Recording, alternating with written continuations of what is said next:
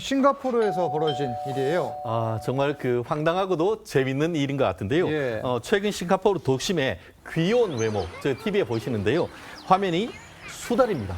수달 가족들이 보이는데 한두 마리도 아니고 수십 마리가 그 도심공원 잔디밭을 자기 집처럼 이리저리 다니고 있는 것 같은데요. 옆에 사람이 있음에도 불구하고 이 일광욕을 취하는 듯한 그 모습을 보이면서 그 많은 사람들의 눈길을 사로잡고 있는 것 같은데 우리나라엔 저런 것 없습니까?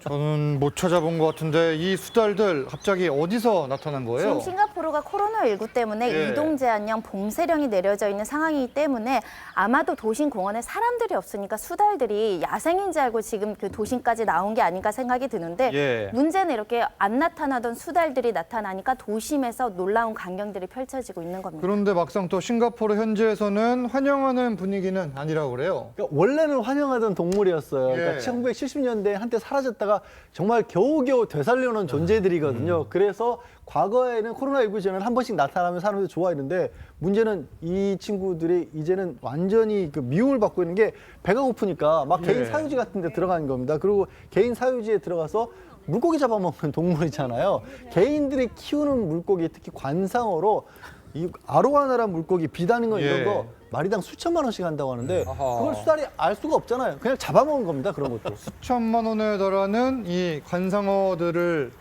잡아먹는 상황이다. 이게 지금 피해가 생각보다 많이 심각하네요. 그렇습니다. 지금 그 2015년 같은 경우에는 센토사 섬에 있는 호텔에 있는 말씀드렸듯이 웅덩이에 이들이 와서 잡아먹었던 그 관상어가 7천만 원씩이나 됐다고 하는데요. 예. 그때도 7천만 원이니까 최근에 개체수가 늘어난 상태라고 하면은 아마 훨씬 더 비쌀 것 같은데 저도 소송을 해본 바로는 말씀드렸듯이 이 비단잉어 같은 경우 큰 거 한 마리가 뭐 500만 원, 1000만 원 하는 케이스도 적지 않습니다. 그렇다고 한다고 하면은 지금 현재로서는 뭐 이런 부분에 대해서 아마 지금까지는 사랑을 받았지만 또 예. 개체수를 어느 정도 정리해야 되는지 않느냐 그런 어떤 여론도 있을 수 있기 때문에 이런 부분이 또 이 동물에게는 또 수달에게는 상당히 또 시련의 계절이 될 가능성도 높지 않나 봅니다. 지금 뭐 물고기뿐만이 아니라 이 사람들도 다칠 수 있는 상황인 겁니까? 보기는 귀여운데 공격성이 있을 수 있다는 것이고요. 실제로 예. 2017년경에 싱가포르 한 공원에서 수달 한 마리가 5살짜리 여자아이를 무는 사고도 있었다라고 하고요.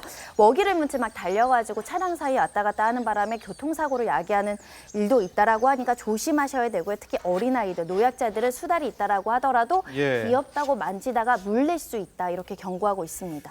어떻게 해야 됩니까? 그러면 앞으로. 싱가포르 현지에서도 이 의견들이 분분하다고 하네요. 이거 정부가 나서서 막아야 된다라는 예. 의견들도 있고 개인 주택들도 이 막기 위해서 울타리를 높이는 집들까지 나타나고 있다고 합니다. 근데 기본적으로요, 저 수달이라는 게 야생 동물인데 코로나19라는 특수한 상황 때문에 지금 번지는 현상이고 예. 수달뿐만 아니라 태국에서 원숭이들부터 시작해서 굉장히 많은 야생 동물이 쏟아져 나오고 있다고 하지 않습니까?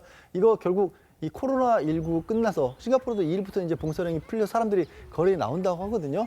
사람이 나오면 또 숨어들겠죠. 그렇겠죠. 이게 손해를 입은 게 있다면 혹시 보상 가능합니까? 수달한테 손해받긴 굉장히 어렵고요. 예. 가끔 이제 지자체라든가 공원이라든가 특히 이제 농업을 하시는 분들이 동물로 인한 농작물 피해 같은 거에 대해서 보험을 들어놓는 경우는 간혹 있는데 도심에 살면서 이런 수달 피해 보험 들어놓는 경우는 거의 없거든요. 예. 조심하시는 수밖에 없습니다. 국내는 어때요?